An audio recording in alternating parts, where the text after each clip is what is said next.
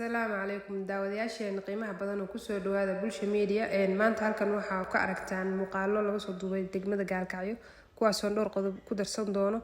si ogeydeen magaalada waxa ka dhacay fatahaadahaas oo sababay dad badan inay barakacaan goobihii waxbarashada kale ay saameeyeen oo istaagaan isbitaalka weyn oo kale ay biyo soo galeen oo shaqooyinkiisa ay istaageen sidoo kale dad deganaa meelahaas dadku ay soo mareen oo kale biyaha guryaha ay u galeen oo hantidoodii iyo ku baaba'een waad aragteen sidaa darteed muuqaalkan wuxuu ku saabsanaan doonaa dhowr arrimood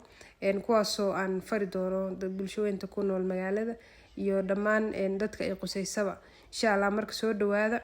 si ogtiin roobabkii mihigaanka ahaa waxay sababeen daadad fara badan waxay soo galeen iskuulka cuntamtara arkayseen iskuulka ugu weyn magaalada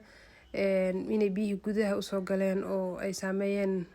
dadka soo gali lahaay oo dhan ay soo gali karin biyo ay saas u dhex fadhiyaan argado kale meeshan centerka magaalada kale biyo dhex fadhiyaan sidoo kale waxa aragteen dad barakacyaal kuwaas oo ka qaxay guryahoodii kadib markay daadadkii u soo galeen inta kadib waxa fari lahaa in horta dadkaas loo gargaaro oo waxa weeye caawimaad la gaarsiiyo